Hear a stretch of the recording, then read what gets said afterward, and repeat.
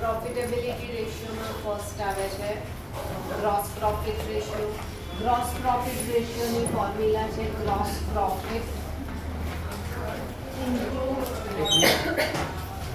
Upon net sales into 100. હવે profitability ratio બધા જ ઇન ટર્મ્સ ઓફ પર્સન્ટેજ આવે અને બધા સેલ્સ પર બેઝડ. પ્રોફિટ એના પર તમે કેલ્ક્યુલેટ કરો સેલ્સ ઉપર, અને સેલ્સ એટલે કયા સેલ્સ? નેટ સેલ્સ આવે, બરાબર. એટલે ગ્રોસ પ્રોફિટ રેશિયોની ફોર્મ્યુલા શું? Gross profit upon net sales into 100. 100 શેને માટે કરીએ છીએ? પર્સન્ટેજ, બરાબર.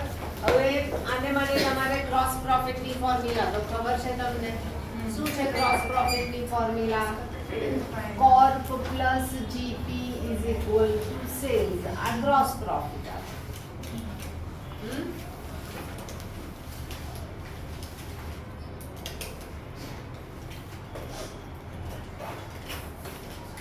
હવે તમારો સમ્સ ડિસ્કસ કરી લઈએ. ગ્રોસ પ્રોફિટમાં કંઈ જ નથી. 134 એમાં ગ્રોસ પ્રોફિટ આપ્યો, રેવન્યુ ફ્રોમ ઓપરેશન્સ આપ્યા અને નેટ સેલ્સ આપ્યા. હવે રેવન્યુ ફ્રોમ ઓપરેશન્સ એટલે net sales. Revenue from operations એટલે નેટ સેલ્સ. એટલે અહીંયા આપણે સેલ્સ રિટર્ન માઈનસ કરવાનું નહીં. પછી કોર્પ આપ્યો તમને, cost of revenue from operations અને રેવન્યુ ફ્રોમ ઓપરેશન્સ. કોર્પ આપ્યું અને સેલ્સ આપ્યું એટલે જીપી મળી જાય. હા,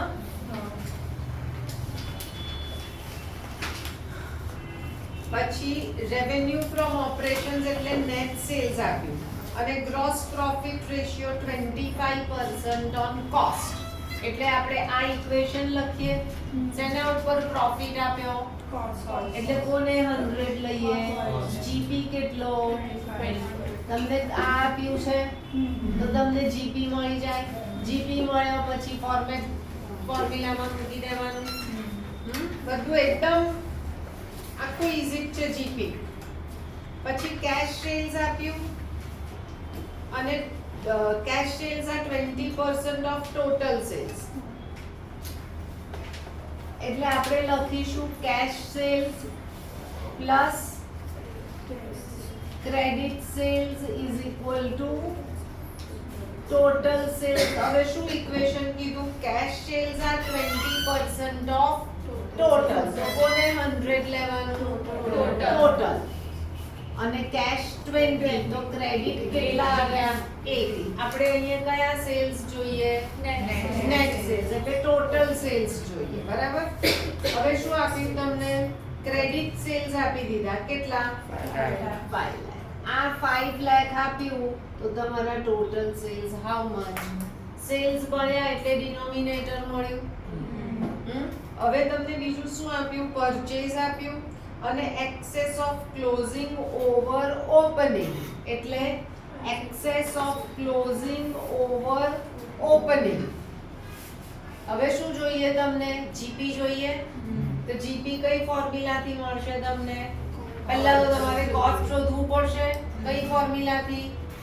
opening stock plus purchase minus closing. અહીંયા ડાયરેક્ટ એક્સપેન્સ નથી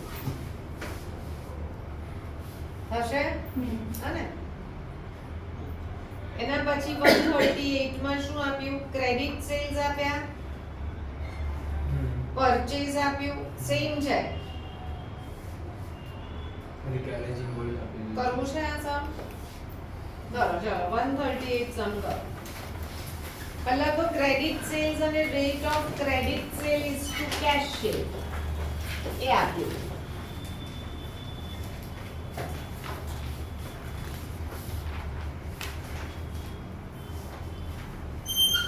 rate of credit is to cash. એટલે ક્રેડિટ કેટલા છે? 4. તો કેશ કેટલા છે? 1. તો ટોટલ કેટલા છે? 5. આવું લખાય. Rate of credit is to cash. હવે તમને ક્રેડિટ સેલ્સ આપી દીધા તો તમારા ટોટલ સેલ્સ તમને મળી જાય હા કોનું વાગ્યું મોબાઈલ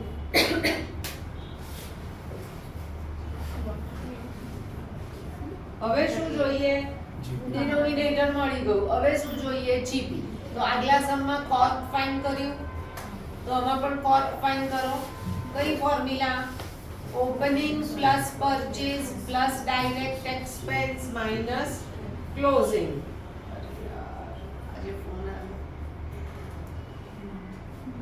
કશું કરીશ નહીં તો કટ થઈ જાય છે ને